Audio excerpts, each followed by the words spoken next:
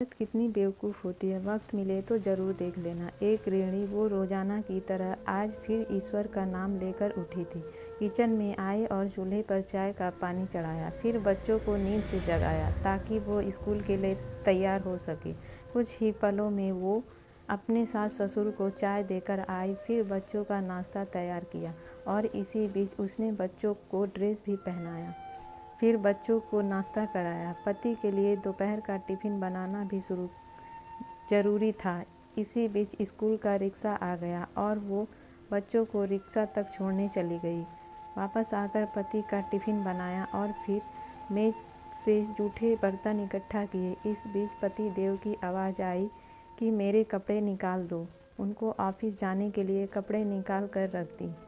अभी पति के लिए उनकी पसंद का नाश्ता तैयार करके टेबल पर लगाया ही था कि छोटी ननद आई और ये कहकर गई कि भाभी आज मुझे भी कॉलेज जल्दी जाना है, मेरा भी नाश्ता लगा देना। तभी देवर की भी आवाज़ आई कि भाभी नाश्ता। पति और देवर ने नाश्ता किया और अखबार पढ़कर अपने ऑफिस के लिए निकल चले। उसने मेज से खाली बर्तन समेटे और सास ससुर के लिए उनका परहेज का नाश्ता तैयार करने लगी। दोनों को नाश्ता कराने के बाद फिर बर्तन इकट्ठे किए और उनको भी किचन में ले जाकर धोने लगी। इसी बीच सफाई वाली भी आ गई।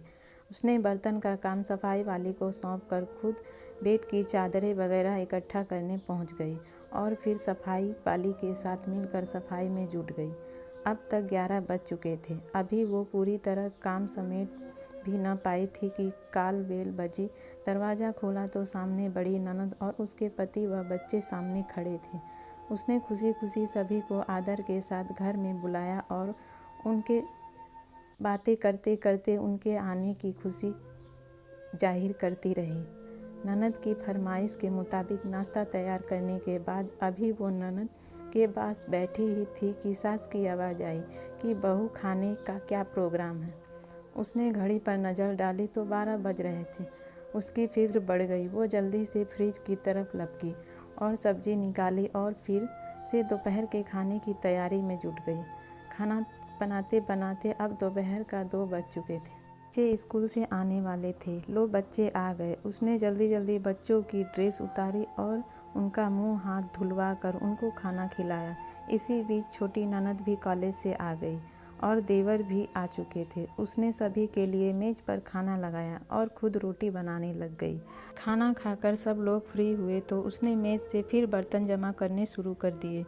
उसने फिर से किचन की ओर रुख किया। तभी पति देव घर में दाखिल होते हुए बोले, आज देर हो गई है, भूख बहुत लगी है, जल्दी से खाना लगा दो। उसने जल्दी जल्दी पति के लिए खाना बनाया और मेज़ पर खाना लगाकर पति को किचन से गर्मा गर्म रोटी बनाकर ला कर देने लगी।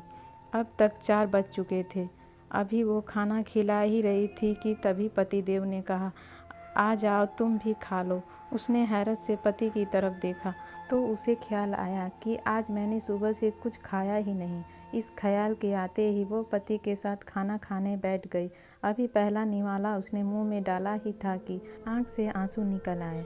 पति देव ने उसके आंसू देखे तो फौरन पूछा कि तुम क्यों रो रही हो। वो खामोश रही और सोचने लगी कि इन्हें कैसे बताऊं कि ससुराल में कितनी मेहनत के बाद ये रोटी का निवाला नसीब होता है और लोग इसे भी मुफ्त की रोटी कहते हैं। आपको हमारी ये कहानी कैसी लगी कमेंट बॉक्स में ज़रूर बताएं। चैनल पर नए हों तो लाइक सब्सक्राइब करना ना भूलें।